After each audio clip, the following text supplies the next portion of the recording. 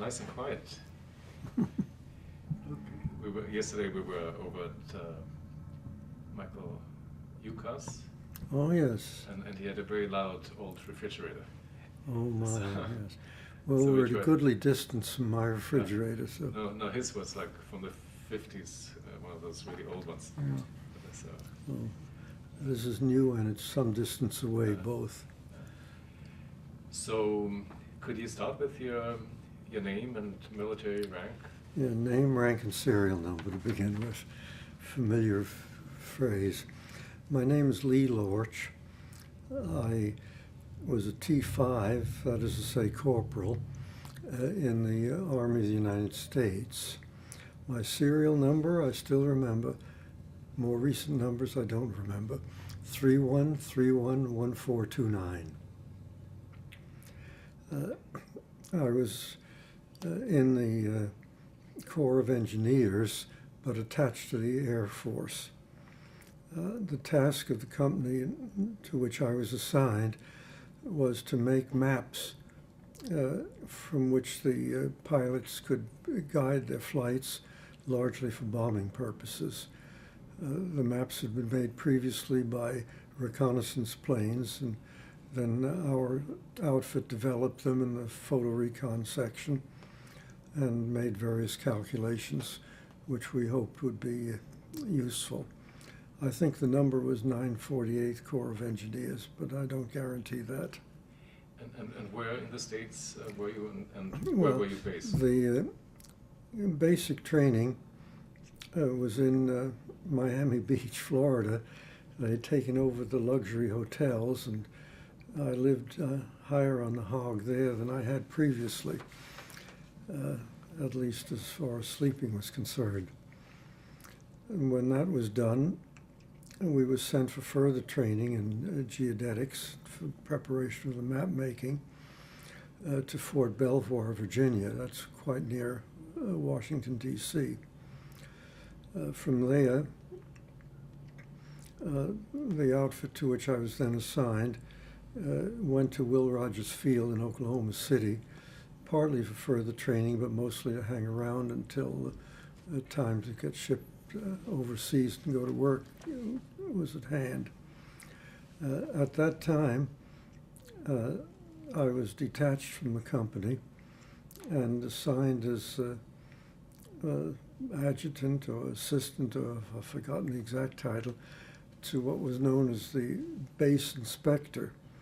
That was an interesting job. The base inspector was sort of an auditor, not just the financial matters connected with the base, although those were included, but the general function of each unit was such and such a unit doing the job that it was supposed to be doing. And the base inspector has a great deal of authority, partly because, or maybe mostly because, the base inspector is entitled to bypass the base commander. He makes his reports to the base commander, but also could report to the inspector general directly. And if the inspector general got some reports which made him displeased with the base commander was in trouble. So that the base commander was usually rather cautious in his treatment of the base inspector. So I used to wander around the base and see whether this or that function was going smoothly or appropriately. I was in fact able to do a couple of things which were socially good. But I would like to say beforehand, the base inspector was a very interesting person. It was Colonel Wierakowski.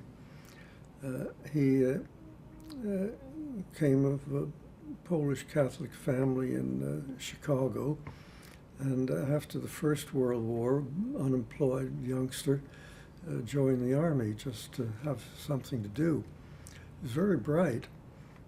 So after his 3-year hitch, which was the minimum for peacetime enlistments, he'd risen to the great rank of corporal and stayed in the Army.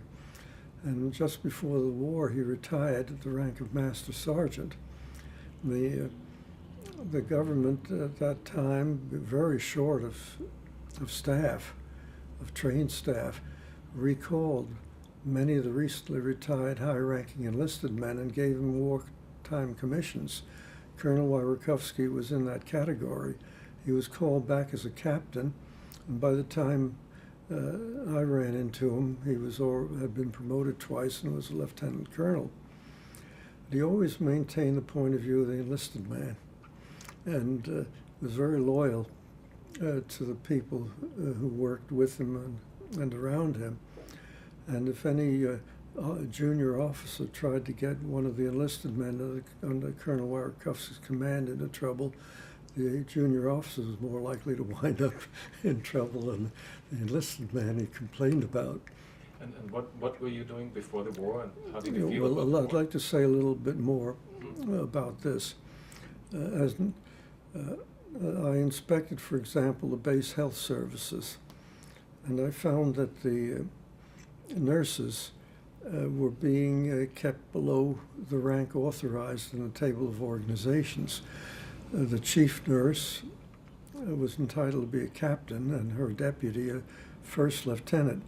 But the chief nurse, when I first looked into it, was a first lieutenant, and her deputy was still a second lieutenant. I complained about that, and the colonel backed it, and they got promoted promptly, and I got a bottle of whiskey.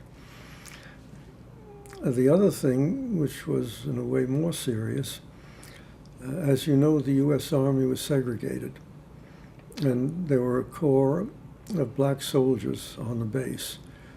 They were in a separate company. The company commander was white. Fortunately, he was a decent fellow.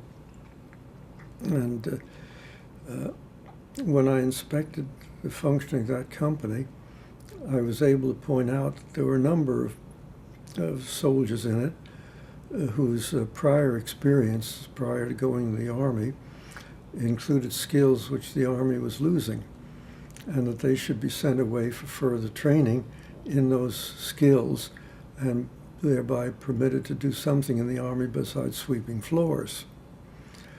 And the captain in charge of that company agreed with the document I drew up, although of course I didn't sign it, the colonel signed it.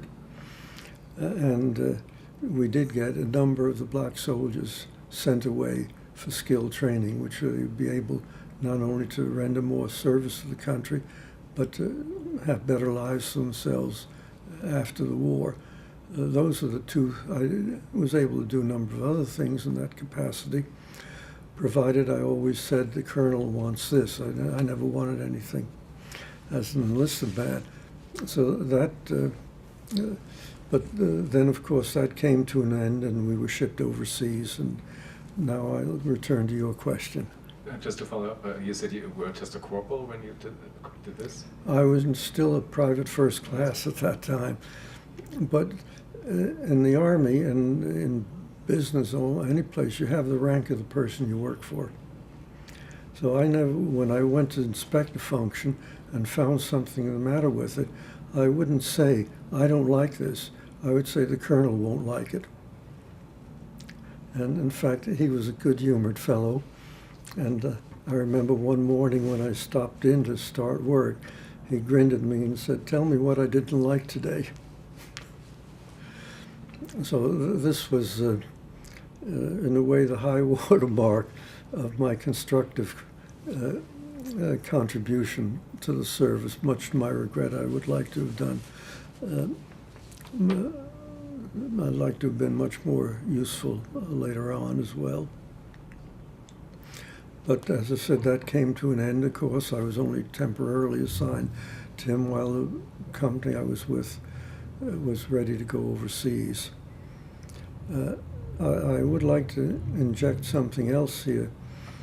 I pointed out that the black soldiers, and this was characteristic throughout the Army, not unique to that station, that post, were held at work which was far beyond their talent and their ability to contribute. But this was also the case with some others. It's not very widely known that the U.S. Army discriminated against left-wing soldiers. For instance, there were a number of soldiers who had fought in the Abraham Lincoln Brigade as volunteers against the Franco uprising in Spain. You remember, just on the eve of the World War, fascism was strengthening its position throughout Europe, and this included the overthrow of the Spanish Republic by sections of the Spanish army led by Francisco Franco. And it was scandalous that while the German and Italian fascists rendered all kinds of aid, not only financial but even military, with bombing of the cities in Republic of Spain, that the Western powers refused any help. They set up the notorious non-intervention committee, in which they supplied no help and wouldn't even allow the Spanish Republic to buy arms as they were entitled to from France, England, the United States, and so on. It was only the Soviet Union which gave any help to the Democratic Republic of Spain at that time, and of course it was too far away to render the kind of massive help that was required. But there were volunteers from different countries. From Canada, there was a Mackenzie Papineau battalion, and I think some of them are members of ANA today. And from the U.S., the Abraham Lincoln Brigade, who went as volunteers against the wishes of the respective governments, and indeed were punished for it. And while I was in basic training in Miami Beach, for example, a man I became acquainted with had been a lieutenant in the Abraham Lincoln Brigade. And the U.S., of course, was very short of combat experienced personnel, had virtually none at that time. You'd thought that these people would be treasures, but they weren't treated as such. They were mostly discriminated against. They were kept out of sensitive companies, even in many respects kept out of combat units. So, what was the logic behind that? The logic behind it was that the people running the U.S. Were not fundamentally democratically minded. They regard them as subversive. They weren't fascists. On the contrary, they were ones who had been tested in battle against fascism. It was, in a way, the beginnings of the Cold War. It's not widely known today, but when Germany attacked without warning against the Soviet Union in June of 1941, a senator arose in the U.S. Senate and made a speech in which he called upon the U.S. to assist whichever side was losing, either the Germans or the Soviets, so they would mutually exhaust one another, mutually destroy one another. This was before the U.S. was in the war, but while our allies were. June of 41. It was September 39 that World War II had started. The name of that senator calling for the mutual destruction of the Soviet Union and Germany was Harry S. Truman, who later became president, who became president still during the war upon the death of Franklin Roosevelt. So this was a fairly general attitude at high levels, and was certainly the practice of the intelligence components of the U.S. Army. I myself had difficulties with them before going into the Army, which I did voluntarily. I had been working at what is now NASA. It was that National Aviation and Space administration. In my time, it was NACA, National Advisory Committee of Aeronautics. I had already my PhD in mathematics and went to work for NACA under the belief that that would be the best way to contribute to the war by doing what I could, using my skills and training for weapons of war, which were in that case aircraft. I worked there for a year. I enjoyed the work, actually. It was professionally challenging, and I met a number of people there whom I liked, some of whom became lifelong friends. But then it soon became clear to me that the work that I was doing there, which was theoretical aerodynamics, would have no impact on the war. It would be 6 or 7 years time lag before it would have any impact on aircraft design. And I didn't expect the war to last that long. And I felt rather, the job was of course draft exempt. And I felt rather embarrassed, worse than embarrassed, at what was in effect using my education and training to avoid the risks that my contemporaries, my less fortunate contemporaries, were undergoing.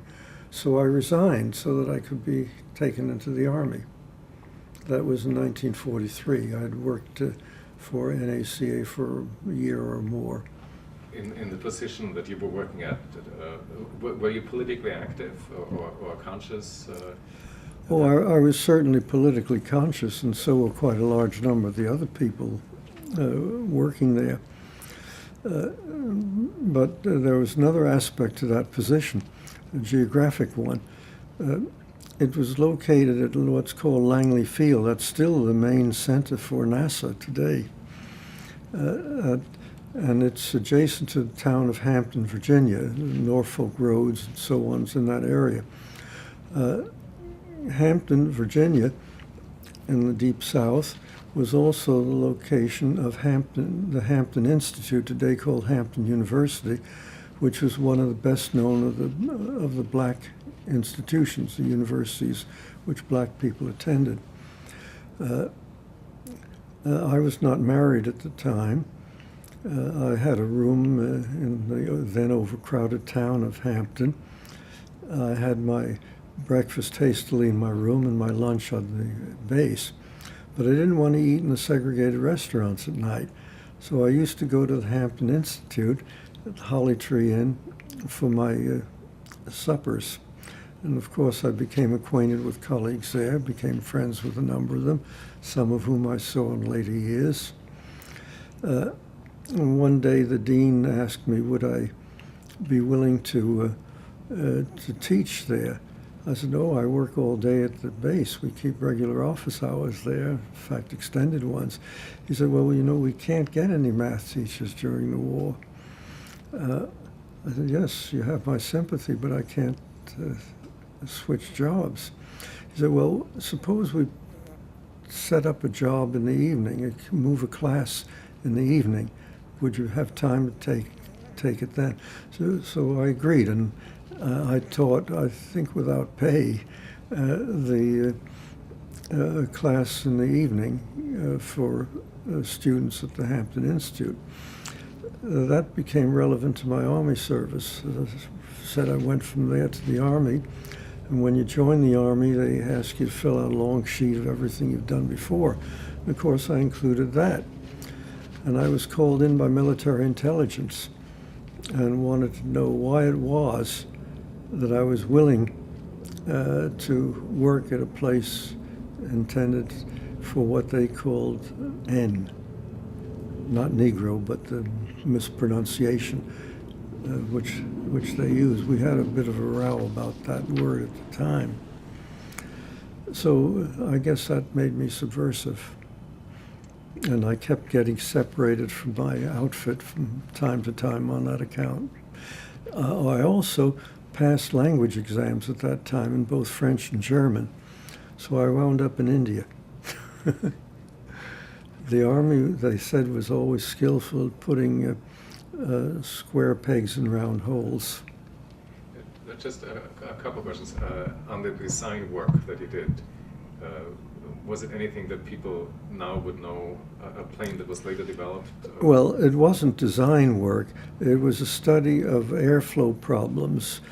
Design work would be more of a mechanical area. That was done in another section. There were a couple of things I did, which in fact were applicable. With a colleague there, I wrote one paper, which, as far as I know, hasn't been published yet, 50 years later, on helicopters. But he did the design, and I did the airflow. The work that I was engaged in was very theoretical in character.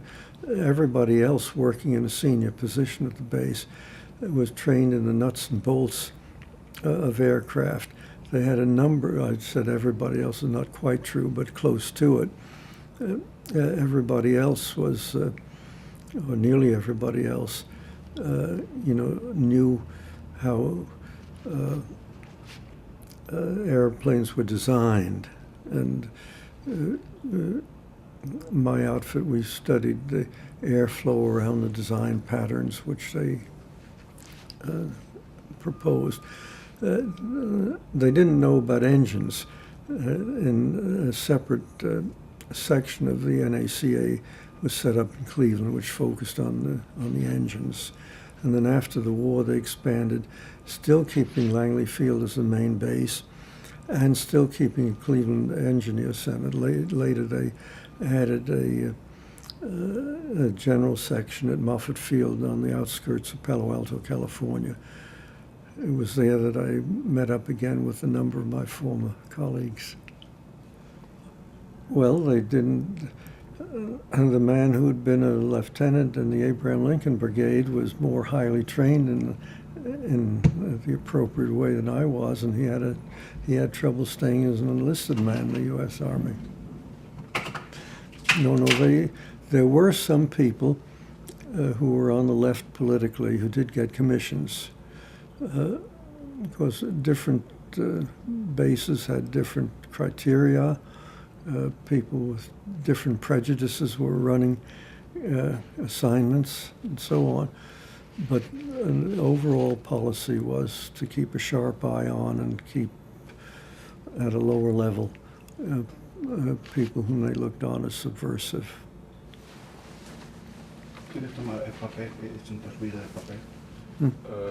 This one? Yeah. Can you just take Yes. So, was it just the teaching at Hampton, or were you? Well, they said that they had statements to the effect that I'd been a member of the Communist Party, but oddly enough, the idea of a white person teaching at a black institution did seem to get under the skins of the people who interrogated me. They didn't neglect the other aspect, but they were really hot under the collar about racial matters. And what happened? You were then based overseas? I didn't hear you. You were transferred then at some point to? No, I was always kept in the same outfit, but I was always detached from their work. When we went overseas, we went to India, the outfit, and was stationed near a town called Kharagpur, about 90 miles west of Calcutta. And then I was removed from the sensitive business of making target charts for bombing and sent to a nearby base where I worked as a supply clerk. I didn't have much to do, and I was near enough Calcutta, so I had my first airplane ride from in an Army plane, in a U.S. plane, from my base to the short distance to Calcutta. And I became acquainted there with the mathematicians at the University of Calcutta. And they invited me to give some talks, which I was able to do.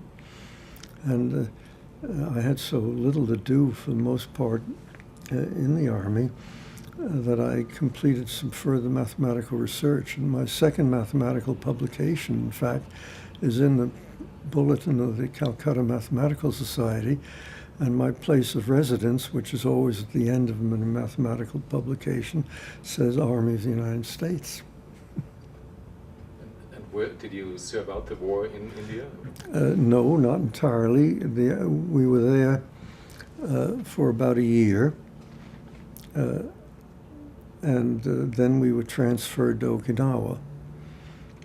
And it was on Okinawa that the rest of my service took place.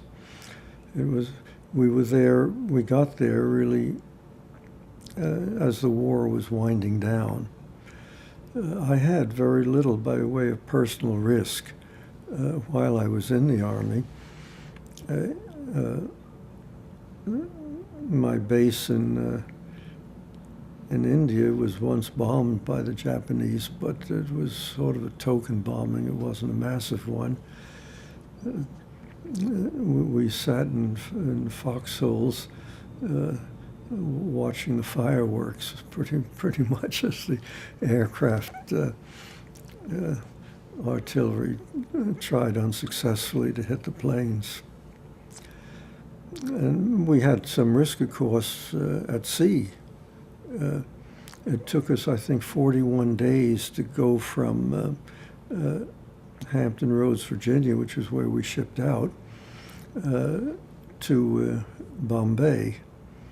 We stopped en route in Melbourne, Australia, where I first became acquainted with Granny Smith apples. I hadn't heard of them before, and it was wonderful to have fresh food after quite a long time at sea. And we didn't go in a convoy. We were in a so-called fast ship, a Liberty ship, which depended upon its own evasive skills and speed to make the trip successfully. So we may have been under danger from submarines, probably were, but we were never fired upon, actually. And then we had the same kind of trip from India to Okinawa.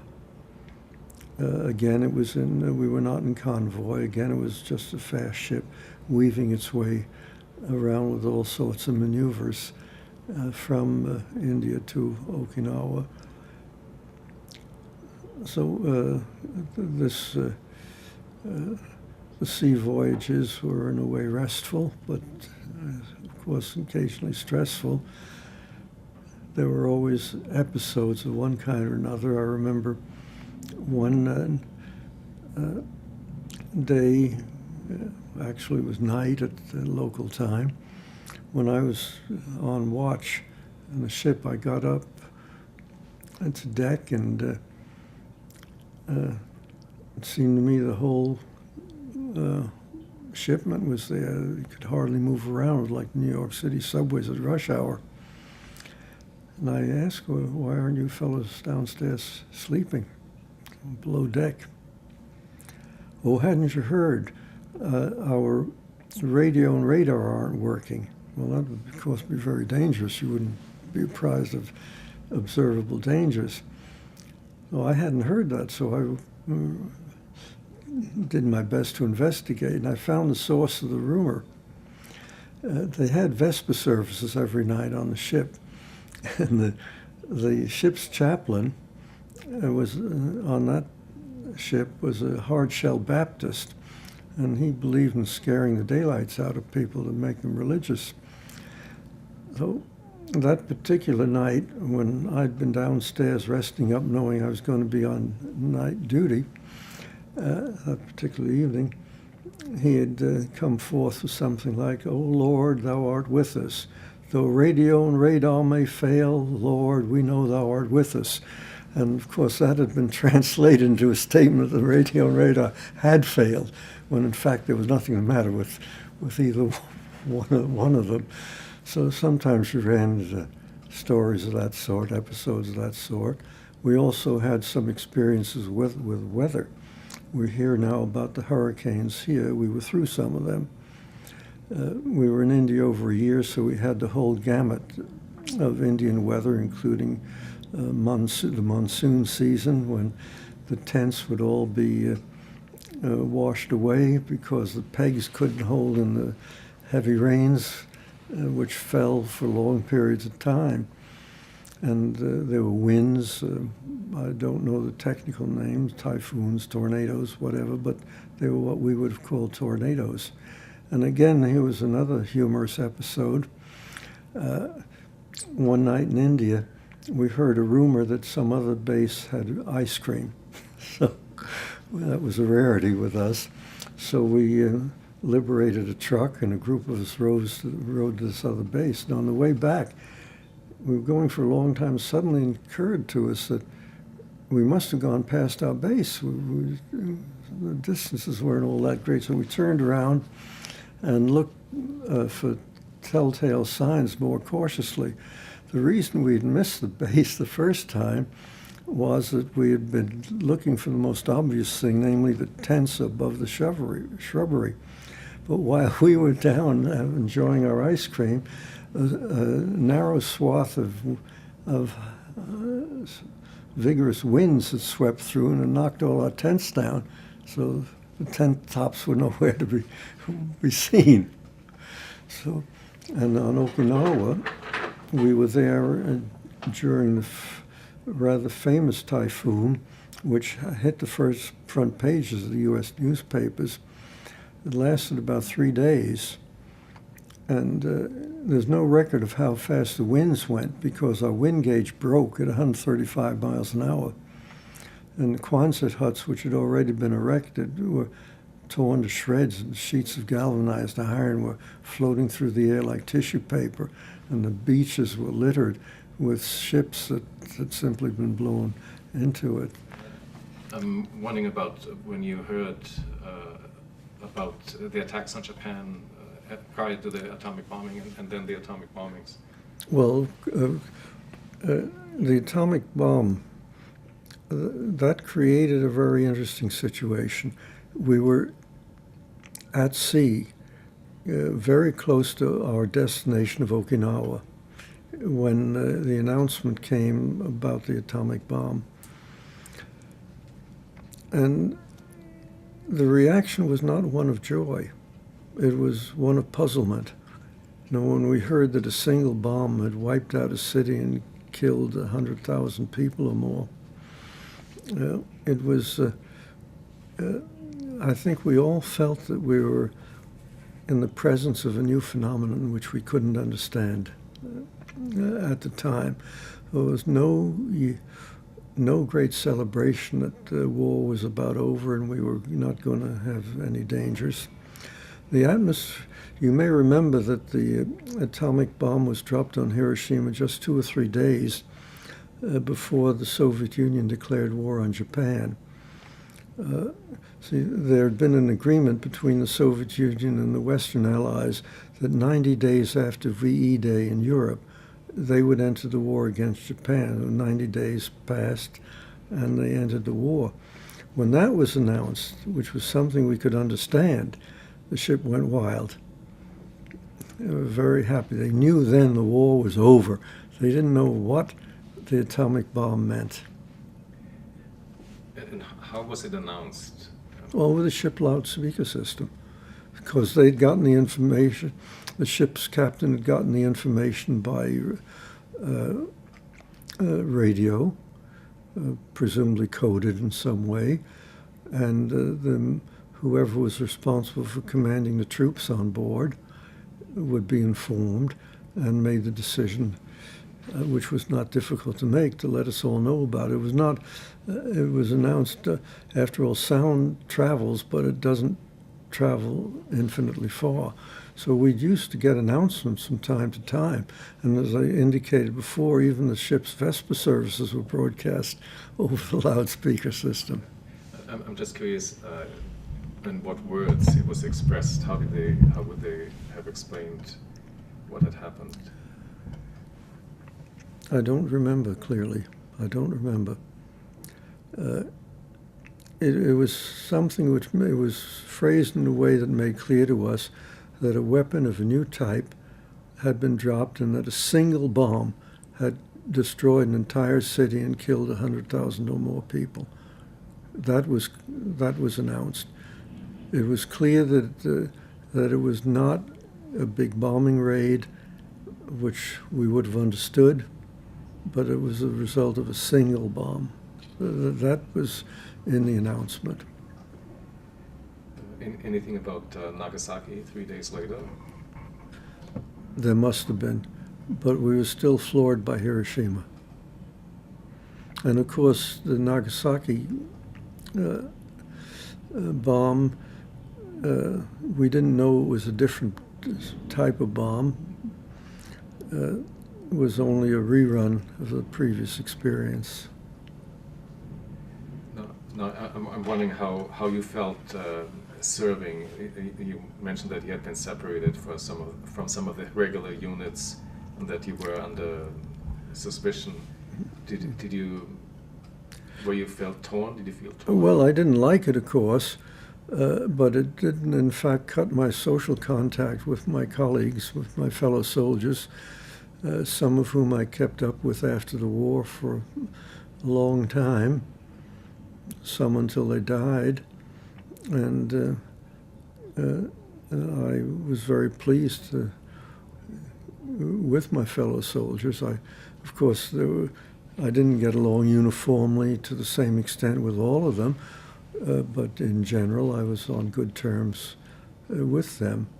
And I think also I was never subject to any particular abuse by any of my immediate commanding officers.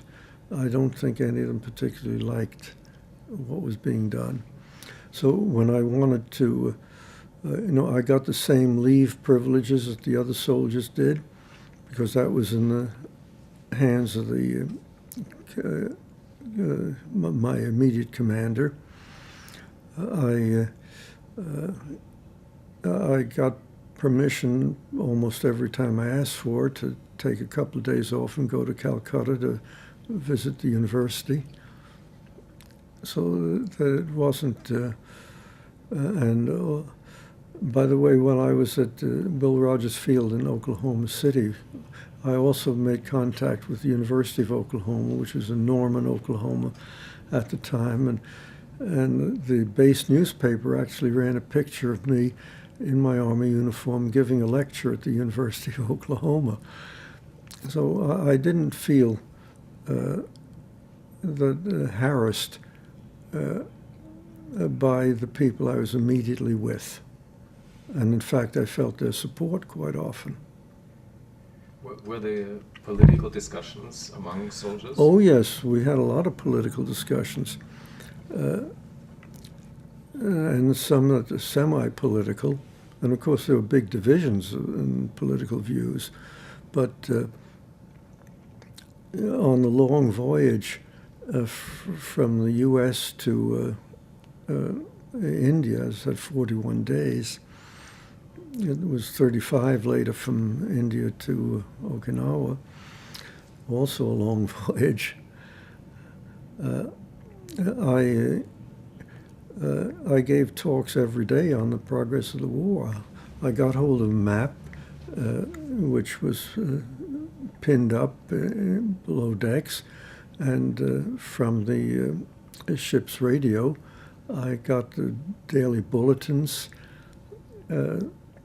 of how the fighting was going on various fronts, and I kept that up with pins, and I would give talks about these things, and actually the officers were rather pleased that I'd found something to keep the guys busy. But that doesn't sound like a political discussion. Well, of course, it was political in the sense that it showed the importance of the alliance, of maintaining the alliance, that it instilled respect for what the Soviet armies were doing. I didn't talk just about what was happening, because not much was happening. Outside of that, it was the main front, was the Soviet front against the fascist armies. And I'm sure I pointed out that the Soviet armies were fighting not just the German armies, but all of Europe. There was a blue division from Franco-Spain, even though Spain was not officially in the war, that the German army had not dared attack the Soviet Union until they had all of Europe essentially under their command. I must have talked also about Yugoslavia, where under Tito's leadership, they had the most effective resistance of the war and tied down 300,000 German troops, no small feat. So I don't know what isn't political in such discussions. I'm surprised though that he could have expressed a kind of a pro-Soviet viewpoint. Was it because the Soviet Union was an ally, so it was okay to talk about that? Well, the facts were screaming at you. We were, everybody was, how's the war going? And the war was going essentially only on that front for a long time. Of course, when the Western Allies invaded Italy, which was well before that got full credit too. I presented the facts objectively, but even presenting facts objectively is a political act.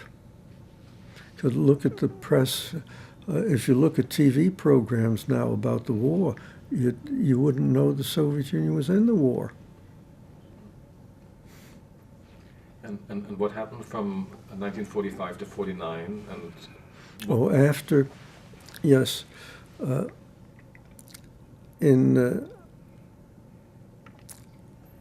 discharge from the Army in the U.S. was done in stages, of course. And they had a point system. So people who had more children than I did got out before I did, and so on, but I got out before the unmarried people did. And of course, our outfit didn't get high priority because we hadn't been in combat. That also would have counted in the point system, and quite justly. So I was finally shipped out at the beginning of January of 1946. The war had been over about 3 months. And it took a couple of weeks to get to the U.S. No, in fact, I can give you more precise. It wasn't beginning of January. It was around Christmas. And the reason I remember it so vividly was that I had the unique experience of having 2 successive New Year's Eves because we crossed the date line.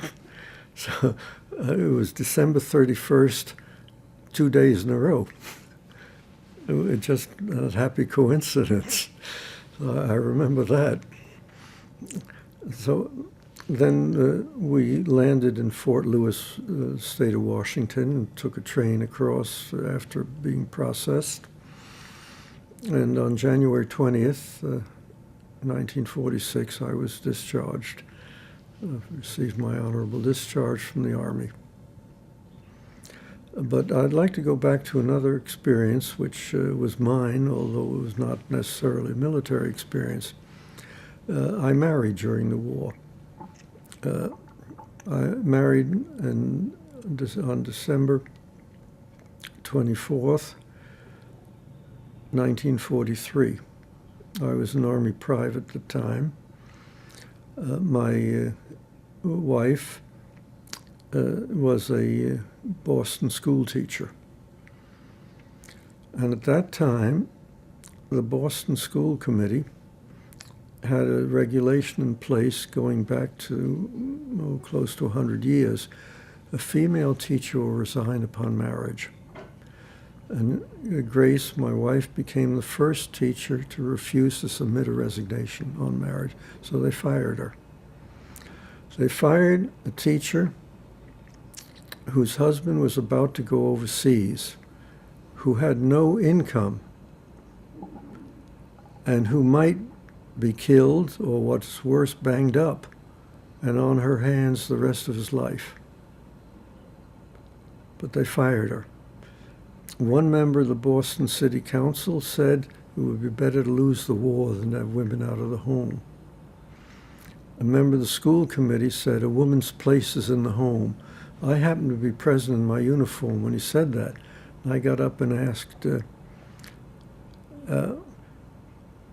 my home is an army barracks. Is this where you propose I take my wife? And I got told to shut up and sit down. So this was how those city officials showed respect and support for the military. They were unable and unwilling, they were unwilling even to suspend the rule for the duration of the war. They made not one single concession. Further, there was a grave shortage of teachers at the time, and they couldn't find a teacher to replace my wife. So and I said we got married December 24th. That meant half the school year lay ahead.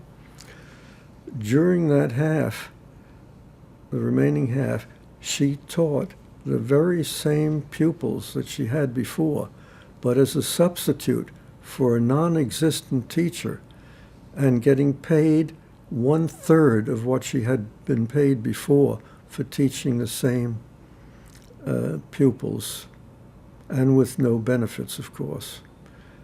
So this is something to remember also from the war. Now there's a plaque at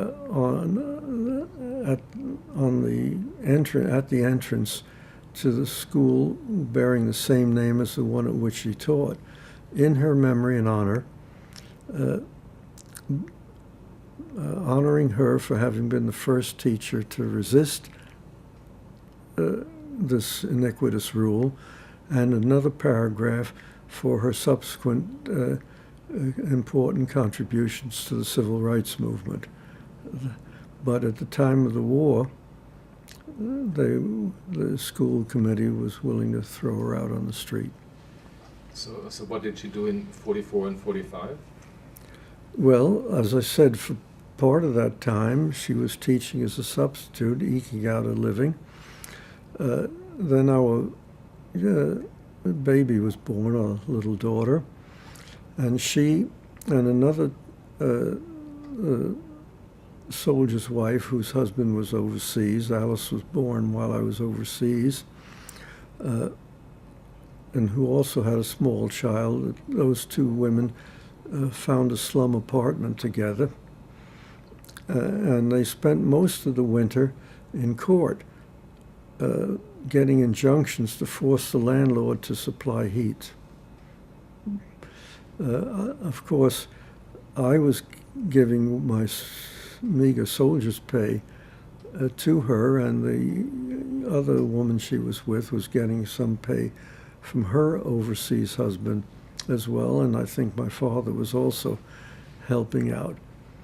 So this was how the rest of that time went. By the time I got home, and not long before I got home, which was January 20th, 1946, she had succeeded in getting an apartment in a social housing, a public housing project, a nice, simple but nice and clean apartment of recent construction. And professionally, when you came back, what did you do? And I'm curious. Well, I got back January 20th. This was at the opening of the second semester in the academic year. So I busied myself looking for a job. Literally the day I got back, I started sending letters out. And I had several offers because millions of soldiers were returning. The university was very short of staff, and jobs were easy to get. Unfortunately, that was not the case in the immediate Boston region. And at least no place that I'd heard of.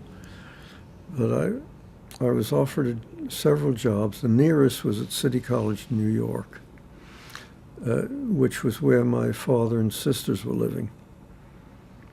So I took that job, and it was not much more than a week when I had to leave and start working. Grace and Alice kept this apartment that they had in Boston, and I shared my father's room in the apartment he had with my unmarried sister, the other sister who had married meanwhile and was living elsewhere. So that was the resumption of civil life. And what brought you to Canada? Eventual blacklisting in the U.S. I was active, so as was my wife, in the struggle against racism, and this cost me one job after another. I can give you the details of the specific struggles which led to this. At first, I got fired from City College in New York. They didn't give any reason. They refused to give any reason. Then I went to Penn State, and there I was questioned about my activities against racism and asked if I was a communist. I told them that they shouldn't be asking such questions. I got fired there. Next, I got a job at Fisk University in Nashville, Tennessee, the historically black institution. We lived on the campus, that is to say, in the heart of a black neighborhood. And on May 17, 1954, the U.S. Supreme Court handed down its famous decision that segregation in public education is unconstitutional. Our daughter was then not quite 10 years old. She was teetering on the edge of her 10th birthday. And she'd been going to school and demonstration school on the Fisk campus. So we thought we'd set an example of peaceful compliance with the Supreme Court decision by attempting to enroll Alice in the public school nearest our home, which was less than a block away, previously an all-black school, in accordance with segregation policies of the state of Tennessee. Though the school principal, who knew Alice very well, all the playmates were there, was quite happy, but the school board instructed him not to accept her. And then I was subpoenaed by the House Committee on Un-American Activities. They didn't say it was for that reason. They didn't say it was for any reason. I refused to answer their questions about political views and was indicted for contempt of Congress. The hearing was held in Dayton, Ohio. They didn't want to hold it in Nashville because then it would have been obvious what the reason was. So they included me among the people from the Dayton area whom they were busy giving a going over to. And it was quite an interesting affair, very painful. I don't know what you know of the American legal system, but a congressional committee is established for the purpose of gathering information for legislation. It's not a court. It's not something which is authorized to hand out punishment or pass sentences, except for contempt, by the way, which it never does. It refers that to the courts as well. So the rules require that they ask you questions which are pertinent to legislation that they are considering. The House Un-American Committee, with all its long years of existence, never introduced a single bill into the U.S. Congress. Not a single one. So when I was on the stand, I challenged the pertinence of the questions they were asking. I refused to avail myself of the famous Fifth Amendment, although there's no objection to it, but at that time there was a scream of Fifth Amendment communists, and they'd gotten out before the public and planted in the general public the idea that if you refused to answer on the grounds of possible self-incrimination, that you were conceding, A, you were a communist, and B, that it was illegal to be one. So I wasn't willing. So when they get done with my refusals, at the very end, the chair of the committee says, and this is in the printed record, you are clearly in contempt of Congress and will go to prison for this. However, we are willing to go back and ask the questions again, and you can use the Fifth Amendment as your basis for refusing. That will offer you perfect protection. So my reply was, I know you're a lawyer, but you're not my lawyer. I stand on the existing record. So they closed it down, and they did get me indicted for contempt. When I was tried for contempt of Congress, the congressman who chaired the committee couldn't remember anything when he was on the witness stand. He couldn't even remember how they knew I was living in Nashville, Tennessee, so they could serve me a subpoena to come to the hearings. He couldn't remember what the criteria had been for selecting me as a witness. So, in one of the rare cases in which acquittal took place at the initial trial, the judge wrote that he could find no pertinence to the questions put to me either in time or place. Therefore, acquittal. So but being acquitted didn't mean I had a job. It only meant I didn't go to jail. So the predominantly white board of trustees at Fisk University fired me. I then got a job at another historically black institution, Philander Smith College, run by the Methodist Church in Little Rock, Arkansas. In the entire United States, which is 3,000 institutions of higher learning, it was only this one small, beleaguered college that had the courage to offer me a position. The only offer I had despite an extensive search. So I started teaching there. There were some attacks made, but these were sustained. But then, as I started there in September '55. So you remember the Supreme Court was May '54. It took a little time before I got fired. So it was September '55 when I began.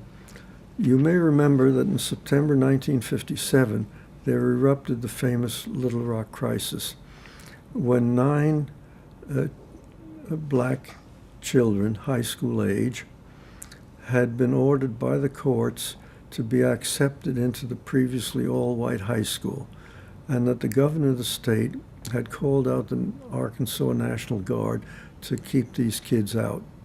On the opening day, one of these 9 got separated from the other 8. A mob started after her, and my wife rescued this girl from the mob and took her home safely. A reporter present recognized my wife, so the name got in the papers. After this, a big hullabaloo started, and now my wife was called up before the U.S. Congress. This time before what's called the Internal Security Subcommittee of the Senate of the United States. It was a subcommittee of the Judiciary Committee. And she was badgered, and she refused to answer questions and was threatened with contempt, but they never actually brought about an indictment. But of course, this fueled all sorts of stuff.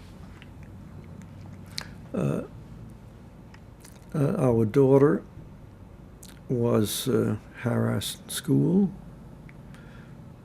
often in a very cruel way. For example, as an illustration of how the segregationists wore even on children,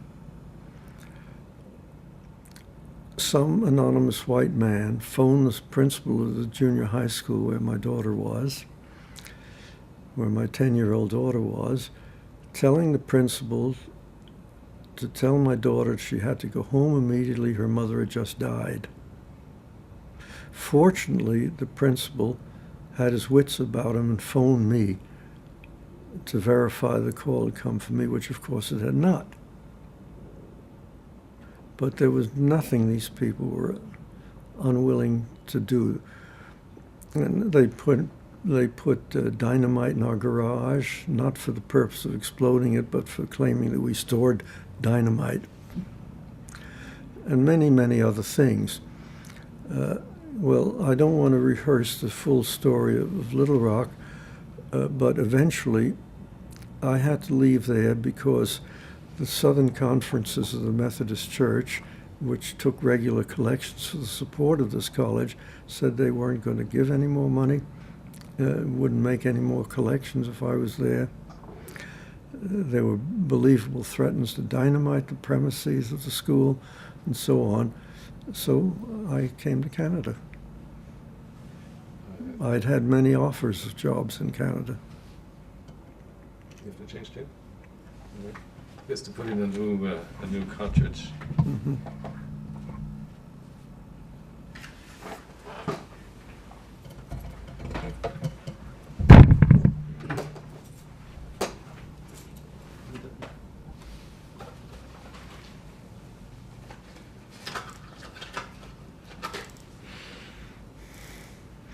Am I going on too much? No, So good. Hmm? And they gave everybody, we used to call it, there was supposed to be a flying eagle. We used to call it the ruptured duck. And what was the medal? Oh, no, it was not a, you shouldn't take that medal seriously. All it meant was that you hadn't been in any trouble. It was called the Good Conduct Medal. Here, you can look at it. And my name is engraved on the back. Here, take it. And this pin went with it. Okay.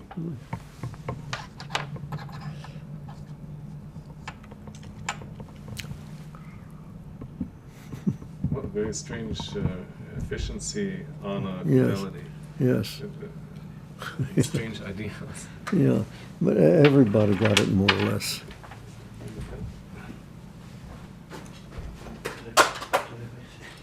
So, you understand?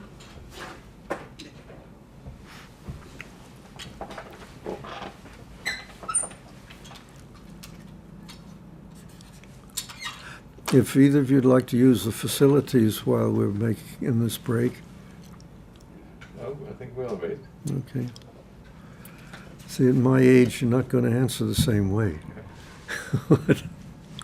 I'm just curious, what was it that you and your wife were doing that would get the government going after you in such a... Well, I've explained. Oh, you mean at the beginning? Or I mean... Well, she rescued Yeah. this girl from the mob. And the Southern Democrats in the U.S. Congress, of course, were doing their best to discredit anybody opposing segregation. And of course, her brave act had achieved national recognition and even international recognition. So that what they were trying to do is discredit anybody who would oppose segregation. And they couldn't go after everybody, but they went after those who somehow or other had become prominent. Now, we had become prominent earlier on in the struggle against discrimination in housing. I can talk about that. I'd be glad to talk about it. That's what started my dismissal from City College and so on, although they gave no reason for it, but it was explicitly involved in my dismissal from Penn State. I'll go back and go into those details. I'd be glad to, because those are historic struggles. In fact, even books have been published about that particular struggle. I mean, we know some of the more prominent civil rights movements, Yeah. the March from Selma and things like that, but maybe the housing one is not as well known. No, it's not as well known, but okay. Let's go back to that then.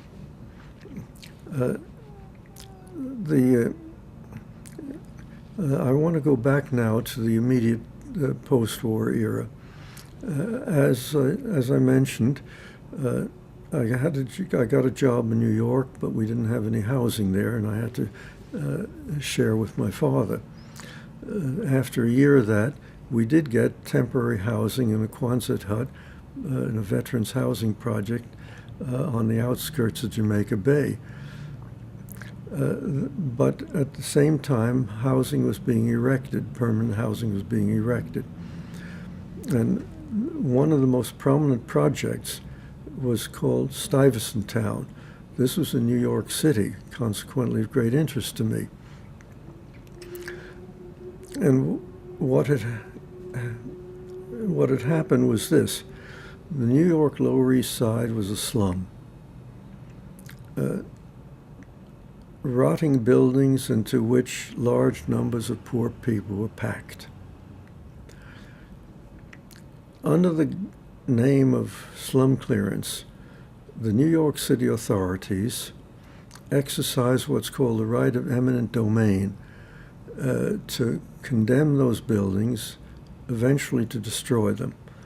In the course of doing that, or not in the course of doing it, but in preparation for doing that, they had, of course, to build replacement housing, but not for the people who had been living there.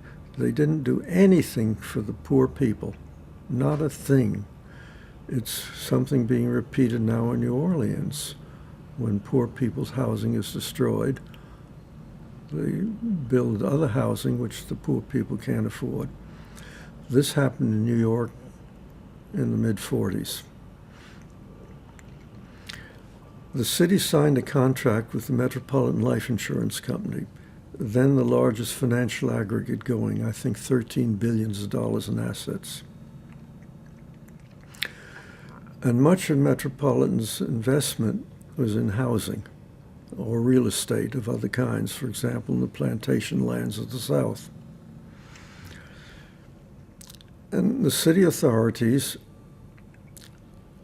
signed a contract with Metropolitan. The Metropolitan would, upon the destruction by the city of these slum houses in the New York Lower East Side, near the UN about to be built, they would erect middle-class housing and, in deference to the spirit of the times, give returning veterans preference.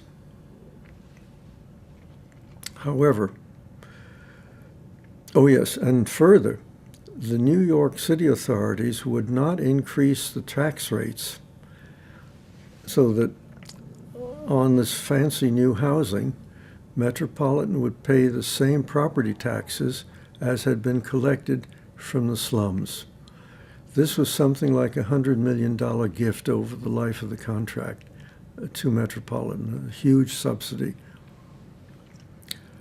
Then Metropolitan announced that it would not take applications from non-whites. A struggle emerged around this.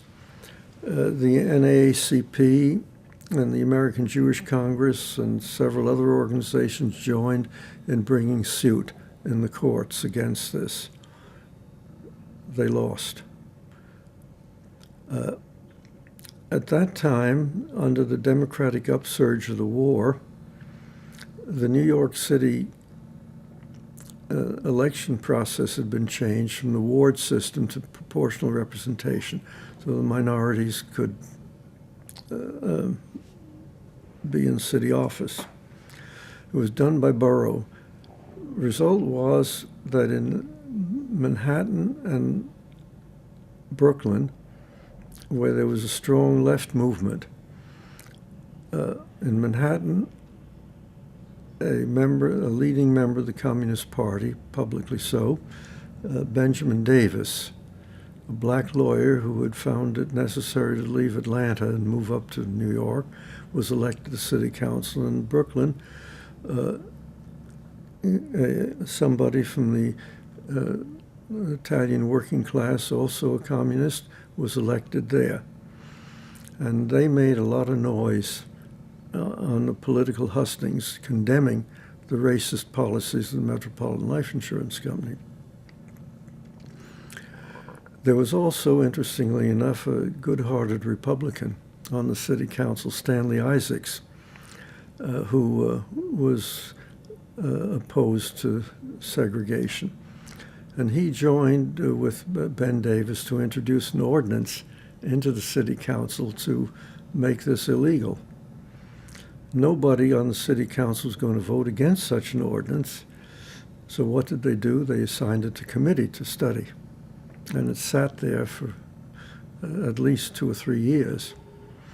Meanwhile, the Cold War had heated up, and the city authorities changed the electoral process back to the ward system, which made it impossible for any left-wingers, and above all communists, to be elected to the city council. So Ben Davis and Peter Caccione were gone. But the ward system also made it necessary to have a black councilman from Harlem. And at Tammany Hall, Democratic machine, politician by the name of Brown, I've forgotten his first name, was elected from Harlem. And of course, he had to be opposed to segregation. And the Tammany Hall leader, Sharkey, was also on city council. So the Isaacs Davis bill was renamed the Sharkey Isaacs Brown bill and eventually adopted. It became the first piece of civil rights legislation since Reconstruction days. And it came out of the big struggle around Stuyvesant Town, a struggle in which the tenants participated, the all-white tenants. Because when Metropolitan closed down the book of applicants for 3,900 or so apartments, they had 100,000 applications. So the idea of a boycott was ludicrous. So people always, also in desperate circumstances, such as we were, for housing, were happy to get into the place. But we realized that we had a social obligation, and that is to make sure that we were not profiting at the expense of those who were kept out. In a way, it was the same thing that had led me to move from my nice, pleasant professional job with NACA, resigned from it so that I could be taken into the Army and thereby be on the same plane as my contemporaries. So if we fought in Stuyvesant Town to have it open to everybody, that meant also we were seeking to level the playing field. And there were a number of people there with the same outlook. We did not take any particular initiative, but as we met people there, we found more and more people who were uneasy about the situation, wanted to do something about it. And of course, this was particularly true of the people who, returning from the war, had joined the Communist Party, because at least when they rejoined, they were put in contact with one another. So although nobody there knew one another to begin with, everybody flooding into a new project, there were some groups that had some adhesion. And that was a great asset. In course of time, those who were interested in the struggle began to wonder, well, what are the prospects for carrying it forward? The struggle, the city wasn't silent. There were these lawsuits that were proceeding, although not successfully. And of course, the legislation, of which I've already referred, had not yet been enacted. One of the women who took an interest in the matter was a specialist in marketing. We used her professional skills, and an informal committee was formed. The Tenants Committee to End Discrimination in Stuyvesant Town was its name. And I was a member of the committee. In fact, I was one of the vice presidents of it. And this woman was, of course, a member of it. And the committee decided to test the waters. And she drew up a questionnaire. And a survey was made. We went around knocking on doors, asking people. And to our great and pleasant surprise, about 2/3 of the tenants declared themselves against the segregation policy, against the discriminatory policy. We didn't believe it. We sent this young woman back to the drawing boards, and she made up another survey, different questions, different sample was taken, same result.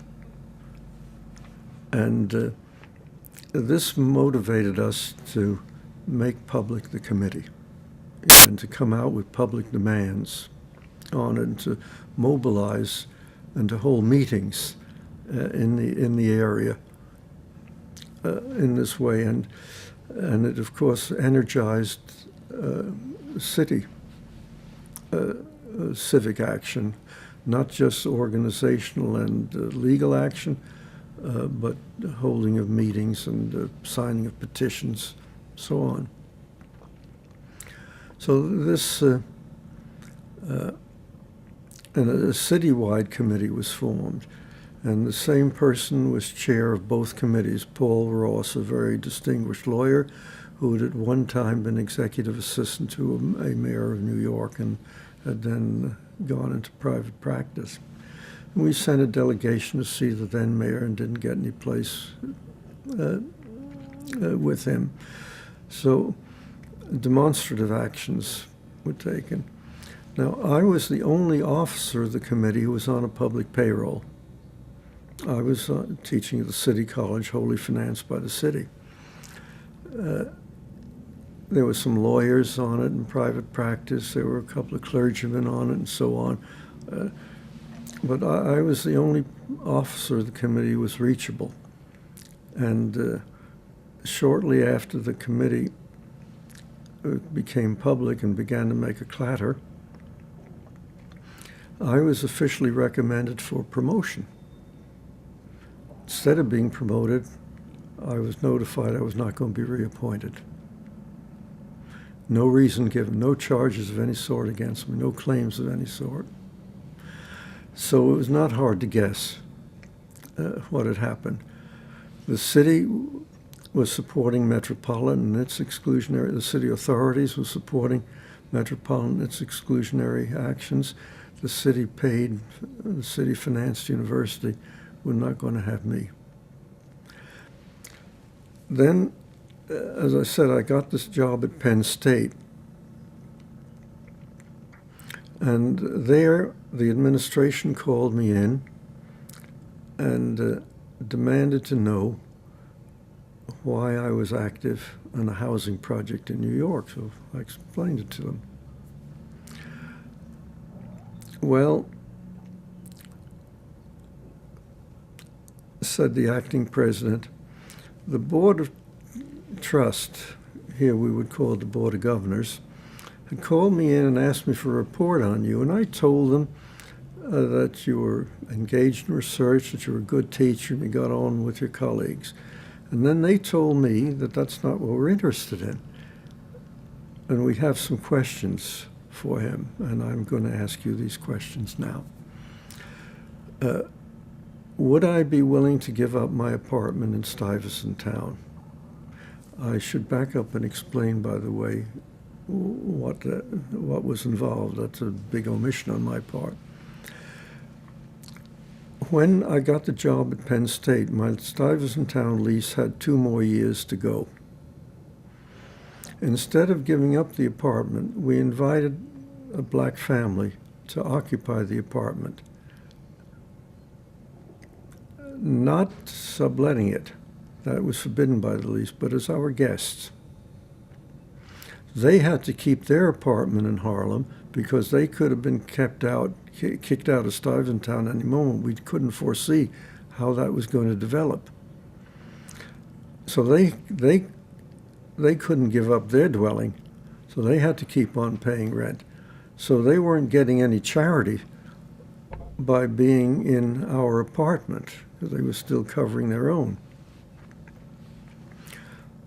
So the fact that there was a black family living in Stuyvesant Town, that was big news in New York, and because the whole struggle against the massive metropolitan life insurance had been big news. And so this is the background to their question, would I be willing to give up my apartment in Stuyvesant Town? Doing so would have kicked out of Stuyvesant Town the only black family living there. So I said, no, our lease has 2 years to go. Well, when the lease is up, we're willing to move out quietly. Well, it depends on the situation. It went on in that direction, and he was getting more and more annoyed with me. Are you a communist? And that was always the question of any white person who fought against racism. So this was now April 1950. This was a time when throughout the country, the U.S., various legislatures were enacting or considering laws requiring loyalty oaths from state employees, requiring people to sign statements they were not communists, and so on. Particularly famous at that time was the Levering Act in California, not yet a law, which the University of California faculty was very busy fighting against. So I told the acting president that such a question is not mandated in Pennsylvania. Our colleagues elsewhere, especially in California, are engaged in very bitter struggles to prevent such questions from being mandated in their states. If this question is pursued here on a voluntary basis, we would be undercutting our colleagues elsewhere, especially the California issue, which is now front page material. Please withdraw the question. And he just got angry and terminated the interview. We didn't withdraw the question. He also didn't insist on an answer. A week later, I got a 1-sentence letter: your appointment will not be renewed. I get stiff in this, in one position too long.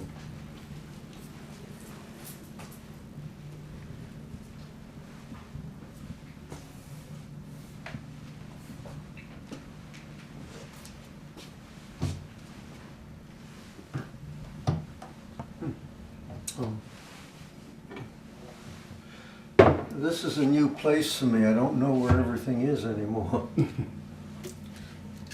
But it looks like you've been here a while. About 2 months. Well, my daughter helped a bit, and there's a friend of mine, a former neighbor, who's been kind enough to help. But I'm still inundated in boxes. My lockers are full of stuff.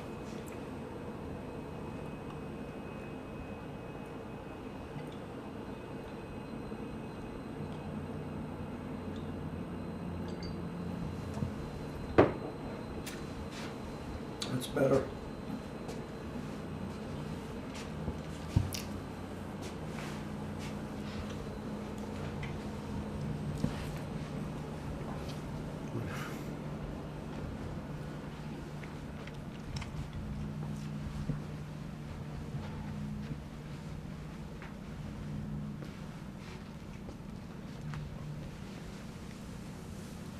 We've got so much footage of people sitting in a chair. The transportation from here is not very good. Yeah. It's a bit isolated here. You know. And I had friends and neighbors there. Well, but still. Did you have to? You had to move, or? No, my daughter was anxious for me to be closer, and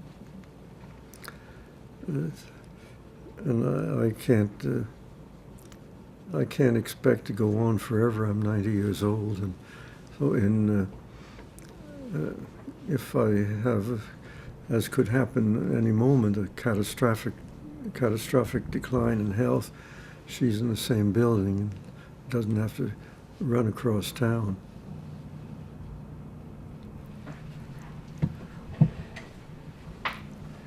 So picking up, do you feel that you were driven out of the United States? Well, I know I was, because I became completely unemployable as I've given the background now. I got fired from City College and then Penn State over the Stuyvesant struggle, from Fisk University as a result of pressure from the white majority on the board of trustees. I got fired from Fisk after attempting to enroll my daughter in the public school nearest our home, a previously all-black school, and attacked by the Un-American Committee. Had a single job offer from Philander Smith College in Little Rock. I dare say neither of you have ever heard of that college before this afternoon, but it is to be honored for having had the courage of all the institutions in the U.S. to offer me a job. And then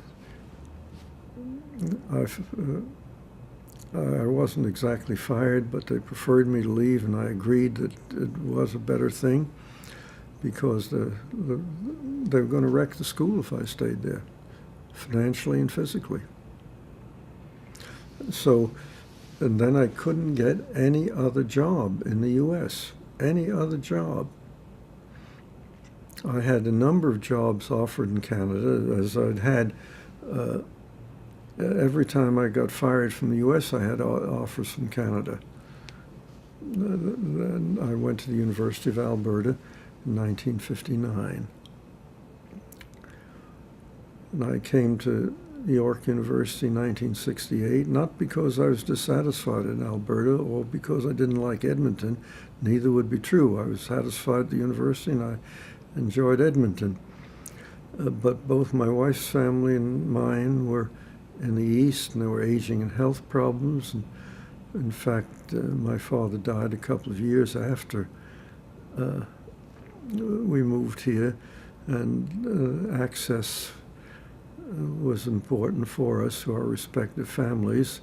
I hadn't applied for the job at York. They asked me to come. To teach mathematics. So I can't, so I want to emphasize that I didn't leave the University of Alberta for the same reasons I had to leave other places. I was not fired. I didn't leave because of any dissatisfaction or for any expectation of professional improvement. And were you involved in politics in Canada? Oh, yes. I'm in VANA, for example. That's Veterans Against Nuclear Arms. That's a political act. Yeah, but before 82. Yes. In Edmonton, I became founding president of the Canadian Native Friendship Society. I was active against nuclear weapons. You may remember that in the early 60s, that was a very active discussion in Canada. And I was very pleased, for example, on one occasion at the University of Alberta, where nearly the whole faculty signed a petition against Canada taking nuclear weapons. So I was chiefly active on those two fronts while in Edmonton. And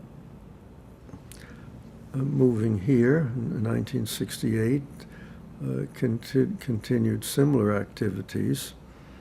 I'm in the Pugwash movement.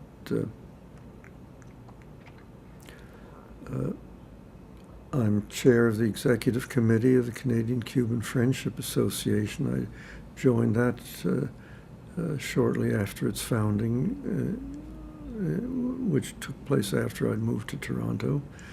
Those are the things I'm active in, and I joined also the Communist Party of Canada, and I'm active in that respect as well.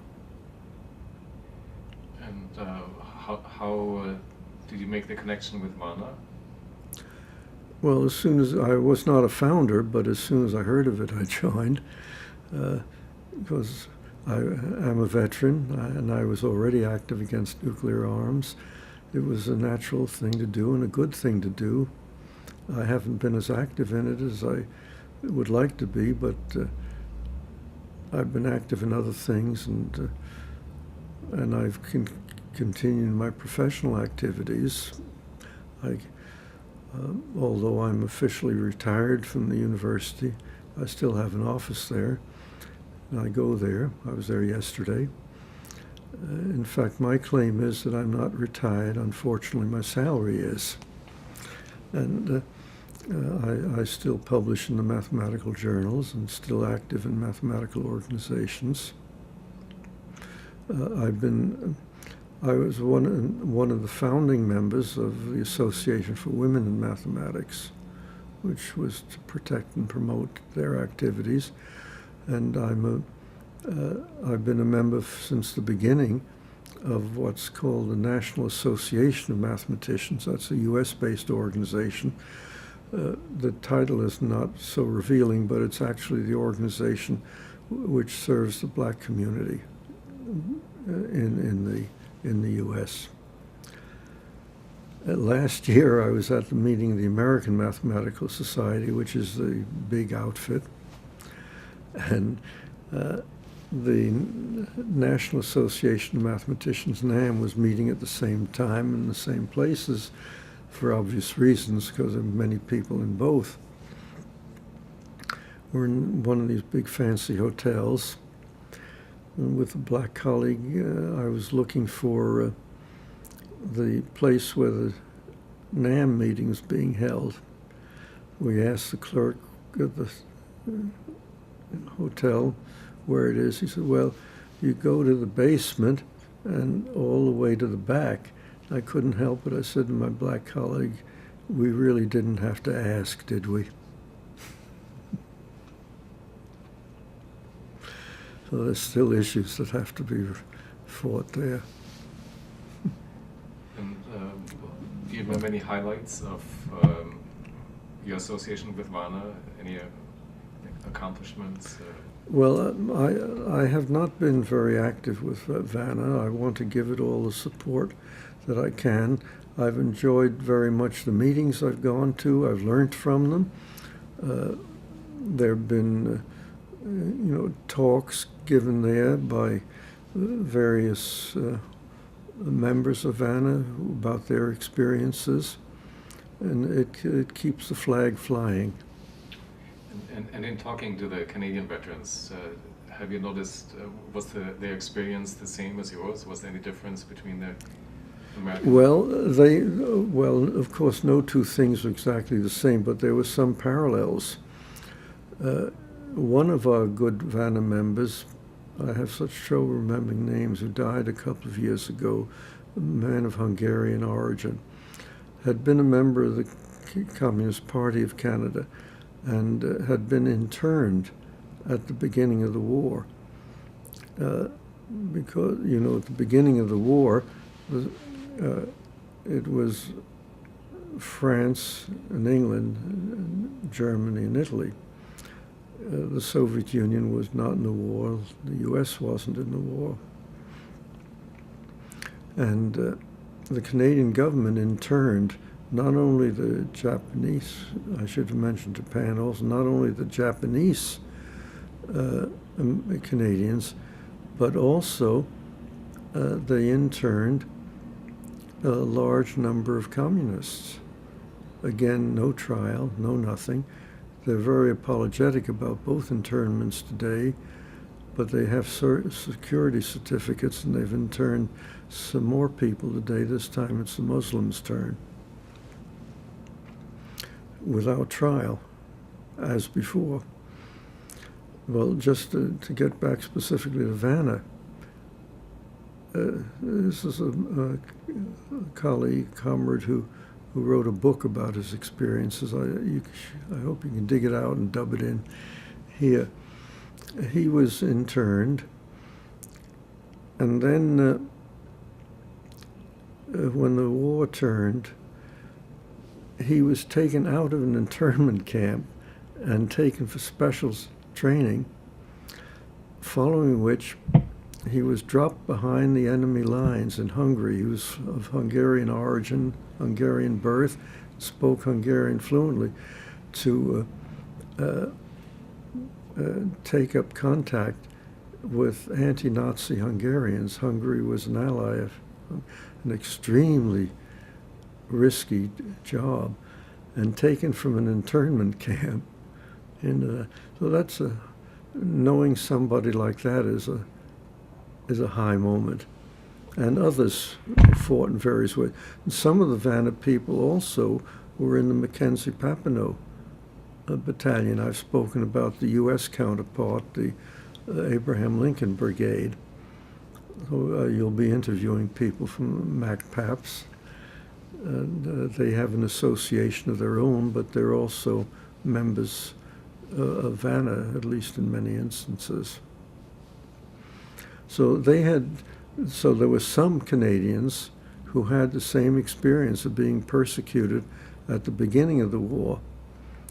But then during the war, the Canadian government was more flexible and didn't engage in the uniform persecution throughout the war that I know of, but you should question them about that. In the U.S., which is much richer in manpower, they can afford to discriminate against people in a way. They continued the discrimination against left-wing people. They didn't allow them to become officers. They didn't allow them to rise above certain ranks, enlisted ranks. The Cold War had its feeders already from the war. Concerns in the 1960s and later about nuclear weapons.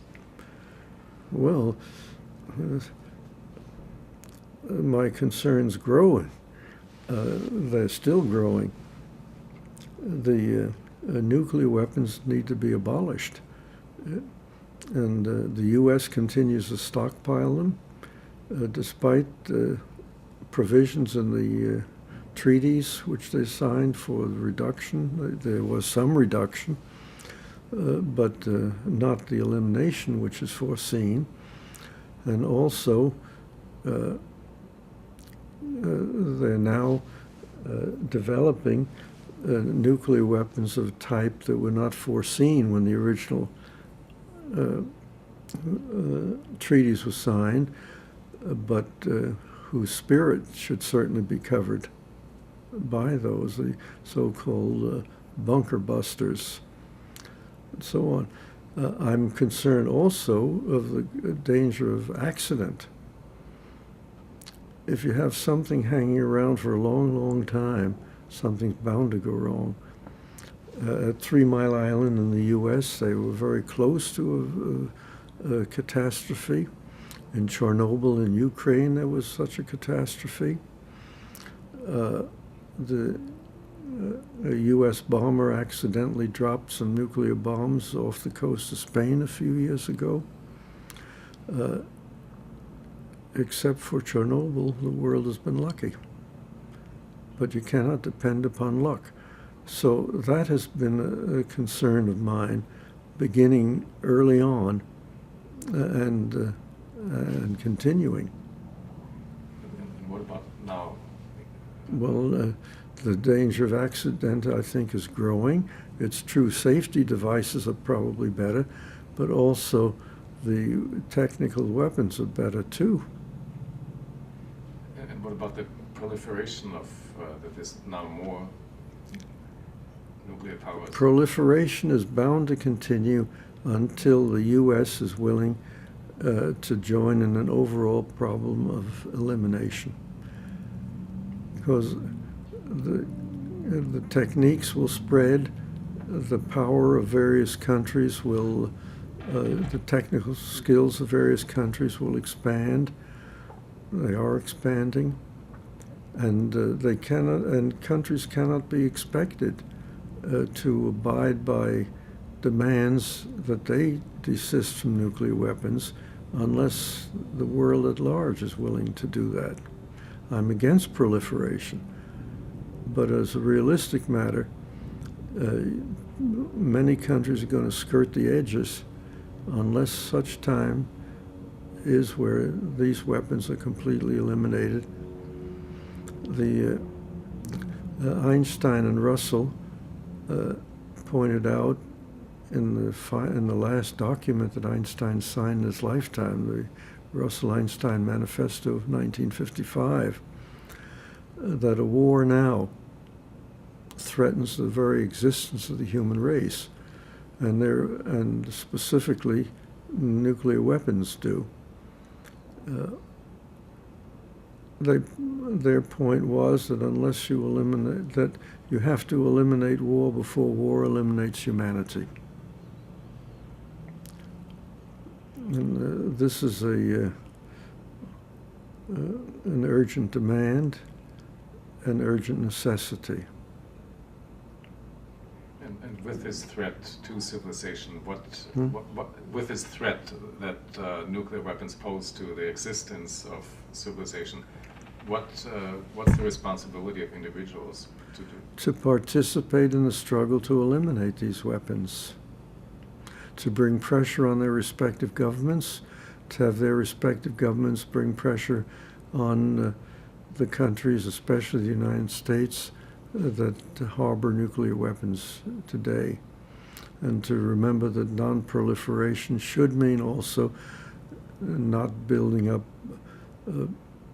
not designing and constructing bunker busters or other weapons that might technically escape existing treaties, but do not escape the dangers of nuclear weaponry.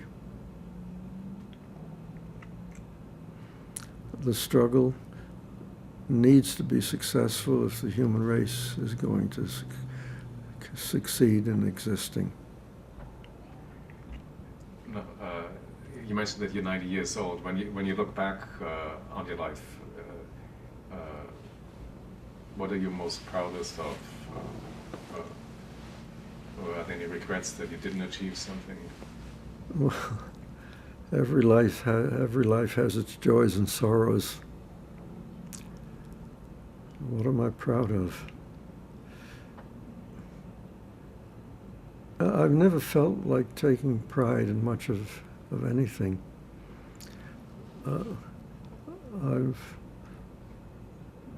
I'm sorry, of course, that objectives I sought have not yet been realized. I feel some satisfaction in some of the contributions that I've made in those directions. But I don't look for kudos.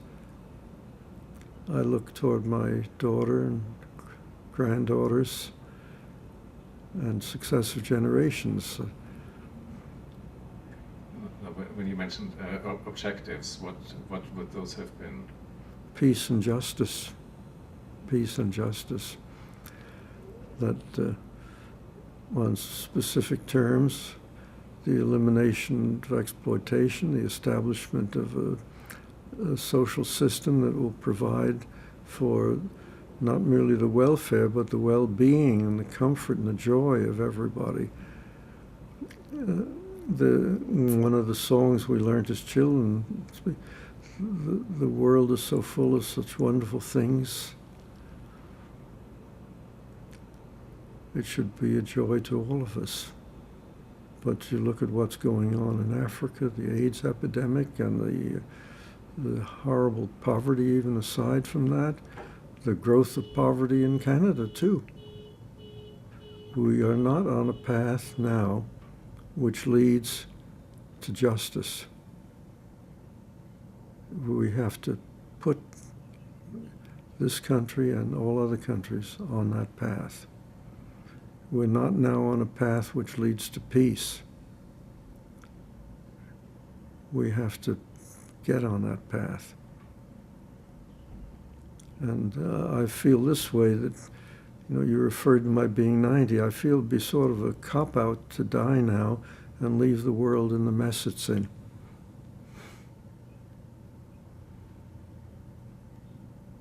Well, you've certainly been a real combatant in trying to make it a better world. Well, thank you. My regret is I've been a better one and that I haven't been more successful. But you certainly set a good example for people. Well, it's very, very kind of you to say that. I wish it were true. Well, without someone taking the first step, people won't follow. So you do start something, even just by an individual act. Well, my family and I have done some things that had to be done.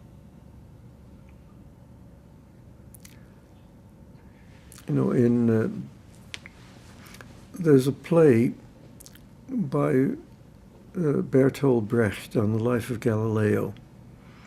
And in it, there's a scene in which one of Galileo's students comes to Galileo in his prison cell under the misapprehension that Galileo has resisted the Inquisition to the very end.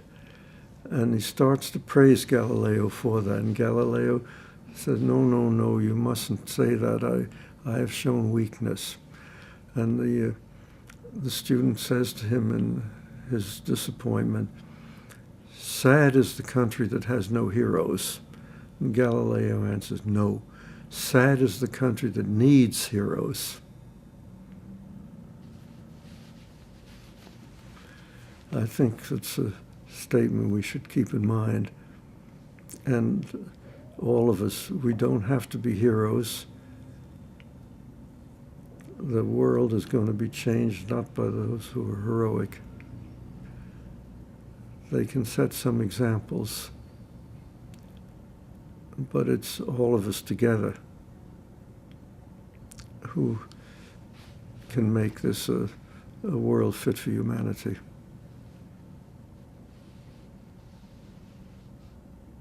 Thank you very much. Thank you.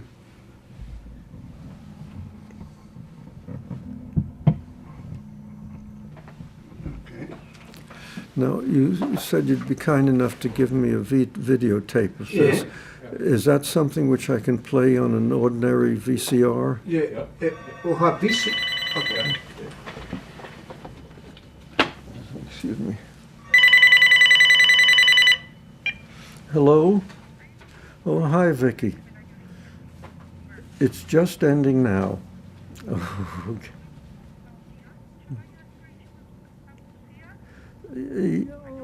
Well, I wouldn't say if she wants to. I'd ask if she's willing to. Okay. Okay. Were you able to pick up the package? Okay, thank you. Right, bye.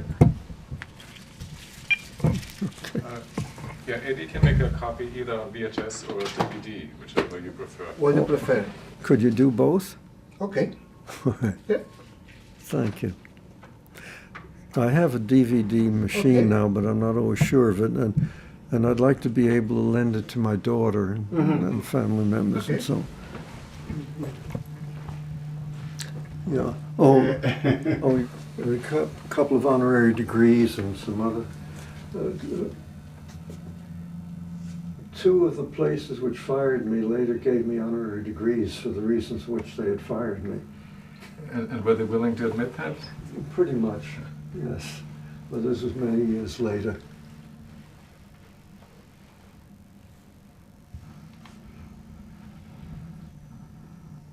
And are these family? These are family things, Oh, yes. that's sweet. Mind if- That's my daughter when she was little.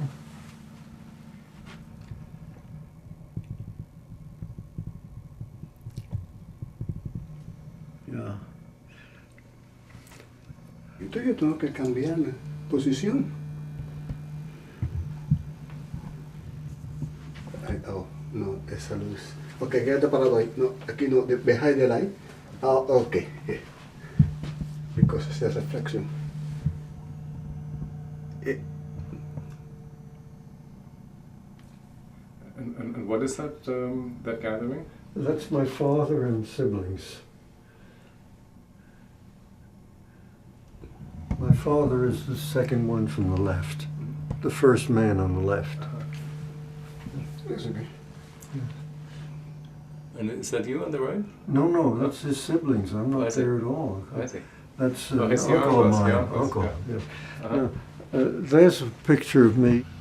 He was the first Latin American mathematician to get a big reputation for his research. And this was shortly after he got out of prison. He was from Uruguay, and when they had the military dictatorship there, he was in prison for 9 years.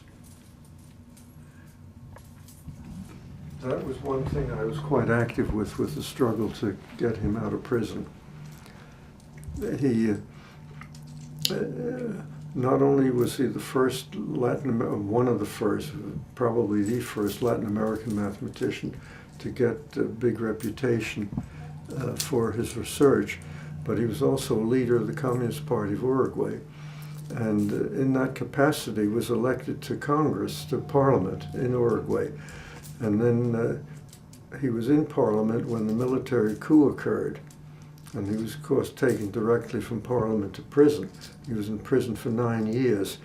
But fortunately, his international reputation made it possible to get a large number of important organizations and individuals to make public demands for his release.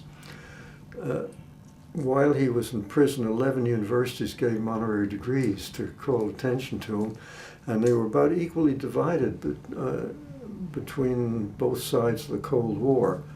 In France, there were 2 universities which came forward, German Democratic Republic, Cuba, and other places. And when Uppsala University celebrated its 500th anniversary, a big celebration,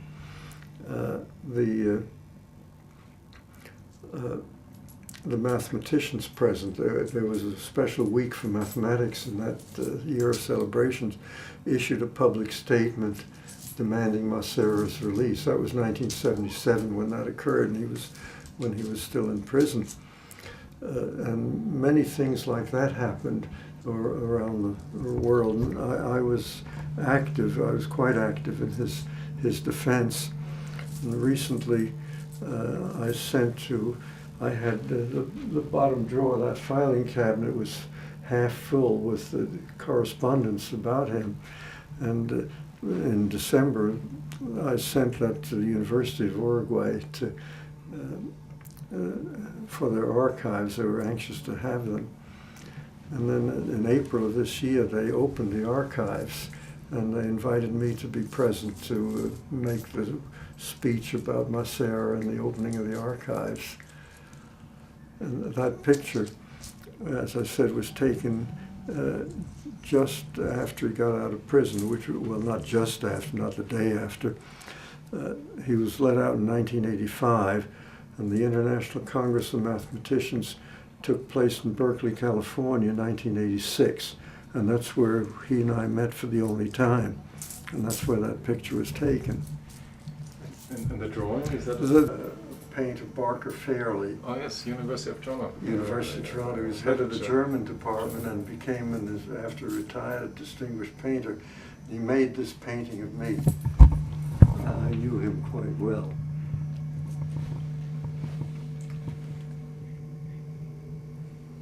He never sold the original. Did he sign it? Or is it? Yeah, he must have signed the original. That's not the original. That's a copy.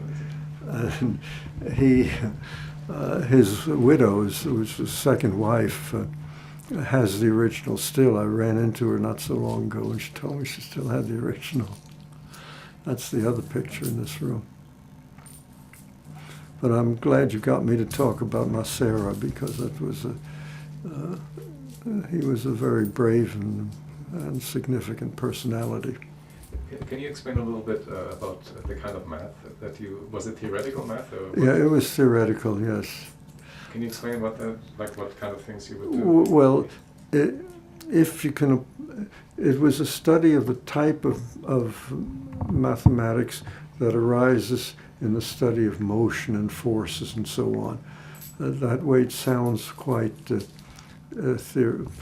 practical, and indeed it is, and that's why an elaborate theory has grown up about it, and what little I've been able to contribute to it has been in the purely theoretical side of how those equations behave. But they arise originally from motion, position, acceleration, so on. And they have an application not only to mechanical things, but, for example, the flow of blood through veins and arteries.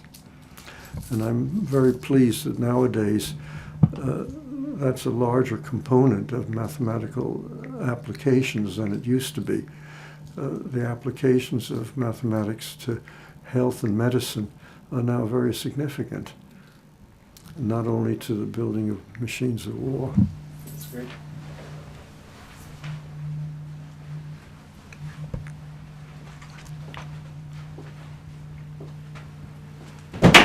Oops. Does it work? Yeah, it works. In the other room, there are some also family things, but not affecting me, but different pictures of my daughter. Along here, we're at different stages of life. Oops.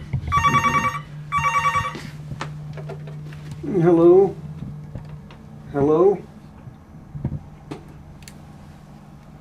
Oh, I know. That's a friend who's been running some errands for me today, Vicky. I think it is, because that's the way it rings when the doorbell rings. Oh, it just really. That's a lovely study.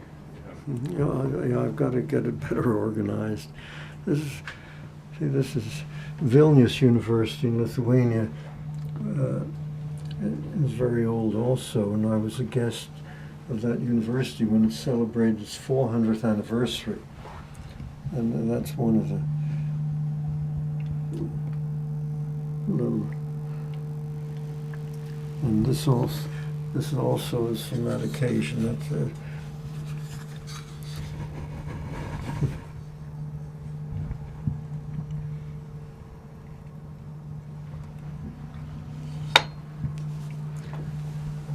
all of these things are souvenirs from various trips and visits. That's also from the 400th anniversary of Vilnius University.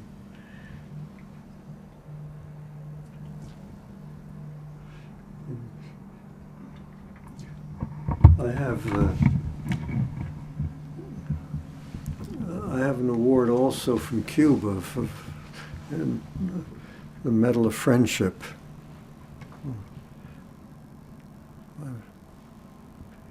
Eddie's Cuban. From Cuba. Eddie's Cuban. You are Cuban, Yeah. oh. How long have you been here? 10 years. 10 years. Mm-hmm. Do you ever visit home? Yes, every year. Every year. Mm-hmm. He's going back next month. Next month. Oh, I see. I've been sending mathematical books there. Mm-hmm. And I have got 2 boxes that are now ready to go.